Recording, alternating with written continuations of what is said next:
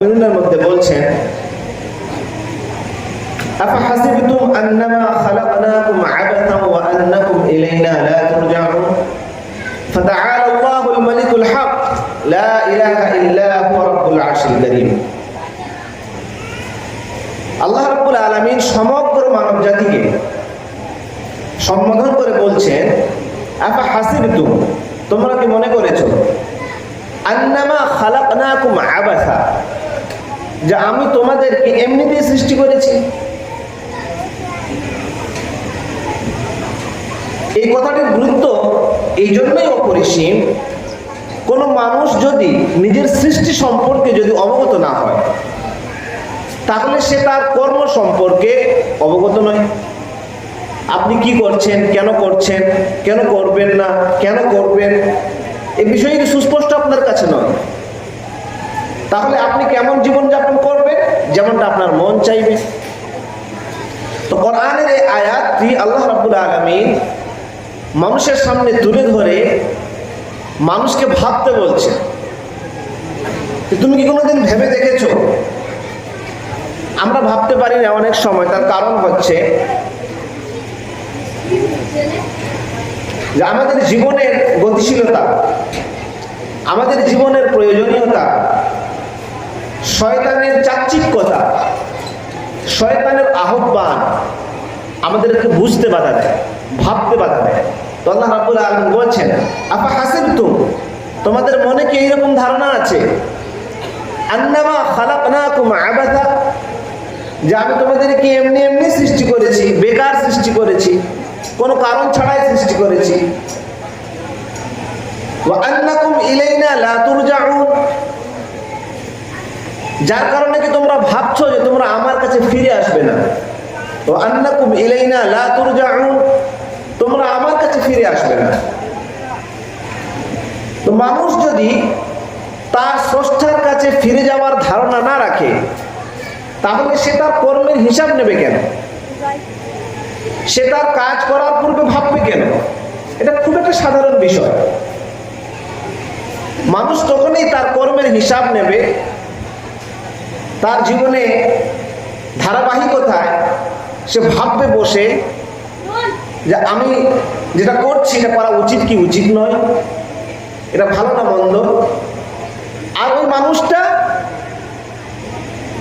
যেই রকমই অবস্থাতেই থাকুক না কেন, মানে বলতে চাইছি একটা গরিব মানুষ যে খেটে খায় সেও ভাববে, একজন বড় অফিসার আরাম কেদারায় বসে থাকে, তার অধীনে অনেক কর্মচারীরা কাজ করে, সে মানুষের রুজিরুটির ব্যবস্থা করে, একজন দেশের নেতা, একজন মন্ত্রী, একজন প্রাইম মিনিস্টার, একজন প্রেসিডেন্ট, যে কোনো পর্যায়ের মানুষ, আল্লাহ রাব্বুল আলামিনের এই কথা যদি তার হৃদয়ে থাকে যে তুমি কি মনে করছো তোমার সৃষ্টি এমনিতেই হয়েছে, তুমি কি আমার কাছে ফিরে আসবে না, এই কথা যদি কারো মনের ভিতরে থাকে তাহলে সে মানুষটা তার কর্মের পূর্বে ভাববে।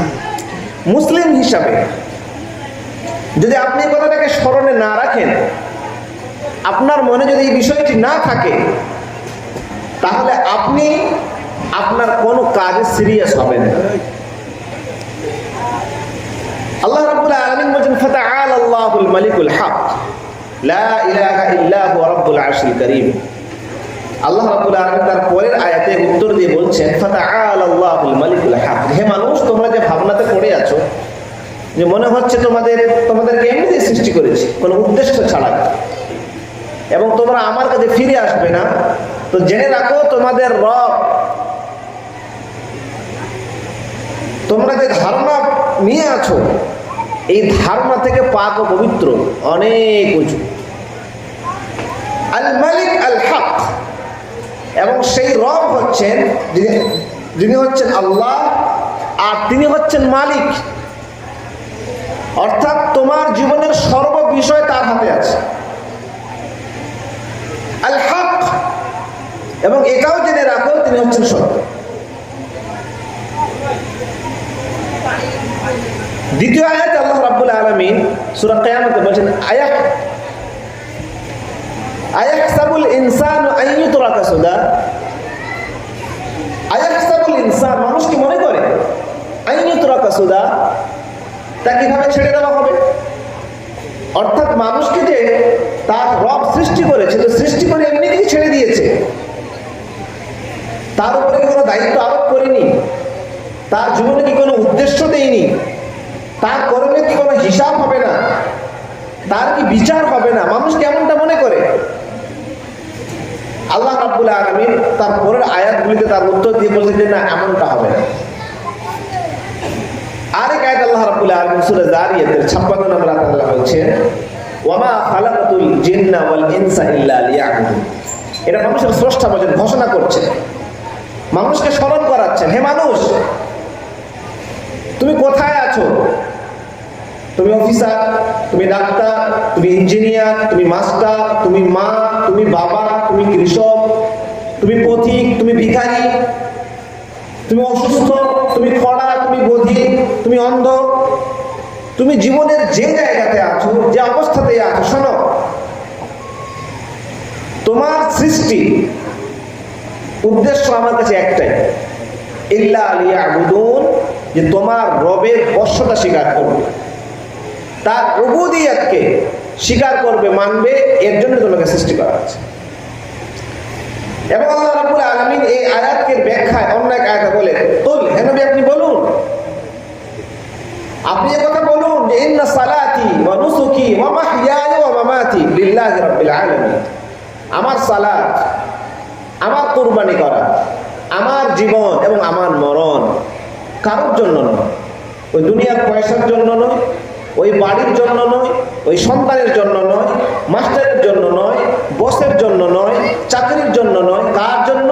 লিল্লাহি রাব্বিল আলামিন, ওই আল্লাহর জন্য যে বিশ্ব জাহানের প্রতিপালক। আমার প্রিয় শ্রোতা মণ্ডলী, মায়েরা, বোনেরা এবং ভাইয়ারা, কোরআনে কারীমের সংক্ষিপ্ত আকারে আমি আপনাদেরকে বোঝাতে চাইছি, এই আয়াতগুলিকে সামনে রাখা কি প্রতীয়মান হলো যে আপনার জীবন, আপনার মরণ, আপনার জীবনের যা কিছু, এর জন্য একটাই উদ্দেশ্য আল্লাহ রাব্বুল আলামিন রেখেছেন, আর তিনি সেই উদ্দেশ্যই চান, অন্য কিছু চান না, অন্য আর কিছুই চান না। সেই উদ্দেশ্যটা হচ্ছে কি, যে আপনি আপনার এই দুনিয়াতে আসার পর আপনার স্রষ্টাকে, আপনার পালনকর্তাকে, আপনার সৃষ্টিকর্তাকে আপনি কিভাবে চিনেছেন এবং কিভাবে মেনেছেন, তার দাসত্ব আপনি স্বীকার করেছেন কি করে। এই পয়েন্টগুলি রাখার পর মানুষের জীবনে একটা উদ্দেশ্য চলে আসে, মানুষের জীবনের একটা মিশন চলে আসে। সেই মিশনটা হচ্ছে কি, আমি আর কয়েকটি আয়াত পরিবেশন করছি, আমরা এর থেকে স্পষ্ট হব এবং তারপরে আমরা লিঙ্ক করব আজকের বিষয়ের সাথে। ভালো করে মন দিয়ে শুনি। আল্লাহ রাব্বুল আলামিন কোরআনে কারীমে বলছেন, সূরা তাহাতে, ওয়া মান আ'রাদা আন যিকরি ফাইন্না লাহু মাঈশাতান দানকা ওয়া নাহশুরুহু ইয়াওমাল কিয়ামাতি আ'মা ক্বালা রাব্বি লিমা হাশারতানি আ'মা ওয়া ক্বাদ কুনতু বাসীরা ক্বালা কাযালিকা আতাতকা আয়াতুনা ফানাসীতাহা ওয়া কাযালিকা আল-ইয়াওমা তুনসা।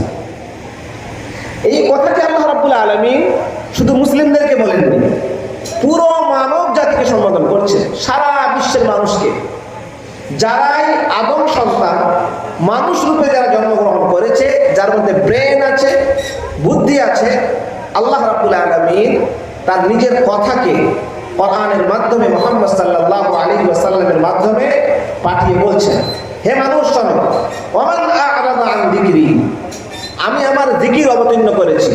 আল্লাহর জিকির হচ্ছে এটা, আল্লাহর কথা এটা। আমি আমার জিকিরকে অবতীর্ণ করেছি, আমার কথাকে অবতীর্ণ করেছি, আমার আদেশ তোমাদের কাছে পাঠিয়েছি, আমার হেদায়েত তোমার কাছে পাঠিয়েছি। যেভাবে করে যদি কোনো ইঞ্জিনিয়ার কিংবা কোনো ইনভেন্টর যদি কোনো জিনিস ইনভেনশন করে, আবিষ্কার করে, কোনো আবিষ্কার যদি কোনো জিনিস আবিষ্কার করে, যেমন একটা মোবাইল তৈরি করলো, তো মোবাইল নির্মাতা তার একটা গাইডলাইন্স দেয়, নির্দেশনা দেয় যে ভাই আপনি কিভাবে চার্জ করবেন, কিভাবে চালাবেন, সিম কিভাবে দেবেন, কথা কিভাবে বলবেন, এর ফাংশন কি কি আছে, এর মেনু কি কি আছে, ইত্যাদি ইত্যাদি। তো আল্লাহ বলছেন, আমি তোমাকে সৃষ্টি করেছি, তো গাইড কে দেবে তোমাকে? মানুষ, আমি তোমাকে সৃষ্টি করেছি, তোমাকে গাইড কে করবে? তো আমি তোমাকে গাইড পাঠিয়েছি। সর্বশেষ এবার আল্লাহ বলছেন এই গাইড পাঠিয়েছে, শোনো, এই গাইড পাঠানোর পর তোমার সম্পদ, দুনিয়ার মত, দুনিয়ার ভালোবাসা, দুনিয়ার চাকচিক্যতা, তোমার বাড়ি, তোমার সন্তানের ভালোবাসা, তোমার পদের ভালোবাসা যদি যদি আমার এই গাইড থেকে মুখ ফিরিয়ে তোমাকে দেয়, তোমাকে বিরত রাখে, তোমাকে দূরে সরিয়ে রাখে, তো আল্লাহ বলেন আমান আ'রাদা আন যিকরি, যে সমস্ত মানুষেরা হিন্দু হও, খ্রিস্টান হও, বৌদ্ধ হও, চামার হও, মুচি হও, যে মানুষই হও না কেন, যারা মানুষ যার কাছে আমার বার্তা পৌঁছাচ্ছে, যদি মুখ ফিরিয়ে নাও, তাহলে শোনো ফাইন্না লাহু মাঈশাতান দানকা, হুঁশিয়ারি শোনো, আমি তোমার জীবনকে সংকীর্ণ করে দেব। এই জীবন সংকীর্ণ হওয়ার ব্যাখ্যা দুভাবে। এক, দুনিয়াতে তোমার কাছে প্রাচুর্যতা তো থাকবে, বাড়ি থাকবে ভালো, গাড়ি থাকতে পারে, টাকা পয়সা থাকতে পারে, দুনিয়ার মধ্যে তোমার নাম ধাম থাকতে পারে, কিন্তু তুমি মনের সংকীর্ণতায় যুঝে মরবে। তোমার মনে তুমি তৃপ্তি লাভ করবে না। ছোটখাটো বিপদ আসলে, ছোট ছোট বিপদের সম্মুখীন হলে তুমি হতাশ হয়ে পড়বে। এই জন্য আমরা দেখি অনেক মানুষ স্বল্প বিষয়ে সুসাইড করে, বহু ঘটনা এরকম দেখি। আরেকটা অর্থ হচ্ছে কিয়ামতের দিন, যেই দিনটা হচ্ছে অনেক লম্বা, এতটা লম্বা যার হিসাব নেই। তো দুনিয়ার সুখের স্বাচ্ছন্দ্যের তুলনায় ওই জীবনটা তোমার কাছে সংকীর্ণ হয়ে যাবে। ওয়া নাহশুরুহু ইয়াওমাল কিয়ামাতি আ'মা, এবং কিয়ামতের দিন তোমাকে অন্ধ করে তোমাকে তুলবে, এবং তুমি বলবে সেদিন রব্বি লিমা হাশারতানি আ'মা, আপনি আমাকে কেন অন্ধ করে তুলেছেন? তো আল্লাহ রাব্বুল আলামিন প্রত্যুত্তরে বলবেন ওয়াকাদ ক্বালা কাযালিকা আতাতকা আয়াতুনা ফানাসিতাহা, হে মানুষ, তোমার কাছে আমার আয়াত সমূহ এসেছিল, অর্থাৎ আমার গাইডেন্স তোমার কাছে এসেছিল, তুমি শুনেছিলে, তুমি আরামের বিছানায় থাকতে, তুমি শুনেছিলে, কিন্তু আমার আয়াত সমূহকে ভুলিয়ে দিয়েছিলে, এই জন্য আজকে আমি তোমাকে ভুলিয়ে দিয়েছি। এই আয়াতে যেটা মজার বিষয় হচ্ছে, সেটি হচ্ছে যার প্রতি গুরুত্ব দেওয়া উচিত, আল্লাহ বলছেন যারা আমার আয়াত থেকে মুখ সরিয়ে নেবে। তো মানুষ যদি আল্লাহর গাইডেন্স থেকে মুখ সরিয়ে নেয়, তাহলে সে কার গাইডেন্স গ্রহণ করবে? মানুষ যদি তার স্রষ্টার গাইডেন্স থেকে মুখ সরিয়ে নেয়, তাহলে কার গাইডেন্স গ্রহণ করবে? নিশ্চয় কারো না কারো তো করবে, চাহে তার মন গড়া গাইডেন্স, তার নিজের গড়া গাইডেন্স, কিংবা অন্য কোনো মানুষের গাইডেন্স গ্রহণ করবে। তো আল্লাহ রাব্বুল আলামিন মানুষকে বলতে চাচ্ছেন আয়াতের মাধ্যমে, তুমি যদি আমার জিকির থেকে, আমার কথা থেকে মুখ সরিয়ে নাও, তাহলে হয় তুমি তোমার মনের কথায় চলবে, আর না হয় তুমি এমন কোন সত্তার কথা, এমন কোন মানুষের কথা শুনবে, যেই মানুষটা, যেই সত্তাটা বা যে সোর্সটা হচ্ছে দুর্বল। তাহলে তুমি এক সবল, এক মজবুত তোমার স্রষ্টার বার্তাকে ছেড়ে দিয়ে এক দুর্বল বার্তার সম্মুখীন হবে, এবং এটা তোমার জন্য ধ্বংসের কারণ হবে। আল্লাহ রাব্বুল আলামিন অন্য এক আয়াতে বলেন মান আমিলা সালিহান মিন যাকারিন আও উনসা ওয়া হুয়া মুমিন ফালানুহইয়ান্নাহু হায়াতান তাইয়্যিবা ওয়া লানাজজিয়ান্নাহুম আজরাহুম বিআহসানি মা কানু ইয়া'মালুন। মান আমিলা সালিহান মিন যাকারিন আও উনসা, অন্যত্র আল্লাহ রাব্বুল আলামিন এই আয়াতের পরিপ্রেক্ষিতে বলেন যারা সৎ কাজ করবে, নারীদের মধ্যে কিংবা পুরুষদের মধ্যে, ফালানুহইয়ান্নাহু হায়াতান তাইয়্যিবা, ওই সমস্ত মানুষগুলোকে আমি এক সুন্দর, উত্তম, পবিত্র জীবনের ব্যবস্থা করে দেব। দুনিয়ার মধ্যে তার হৃদয়ে দিব শান্তি, প্রশান্তি, সে জীবনের সর্বাবস্থায় সন্তুষ্ট থাকবে, আর পরকালে তাকে আমি এমন সুখের জায়গা দেব, যেই সুখের জায়গার প্রথম দৃষ্টি পড়লেই তার পৃথিবীর সমস্ত দুঃখ ক্লেশ গুলো মুছে যাবে। এবং আল্লাহ রাব্বুল আলামিন এভাবে করে যে আয়াতগুলি আমরা আলোচনা করলাম এতক্ষণ ধরে, এই আয়াতগুলির মাঝে দুইটি মূল জিনিস আমাদেরকে আল্লাহ রাব্বুল আলামিন শেখাতে চাইলেন। মানুষ, তোমার রব তোমাকে বেকার সৃষ্টি করেননি, তোমাকে কিছু দায়িত্ব দিয়ে পৃথিবীর বুকে তোমাকে পাঠিয়েছেন। এক। দুই, যে আল্লাহ রাব্বুল আলামিন তোমার জন্য একটা মিশন দিয়েছেন, তোমার জন্য একটা টার্গেট আছে। সেটি হচ্ছে কি, যে তুমি তোমার রবের উবুদিয়তকে, তার বর্ষতাকে স্বীকার করো। এবার এই দুটি বিষয় যদি মানুষের জীবনে থাকে, মানুষের সামনে থাকে, তাহলে মানুষের জীবনের প্রত্যেকটা কাজ এই দুইটি বিষয়ের আলোকে আলোকিত হবে।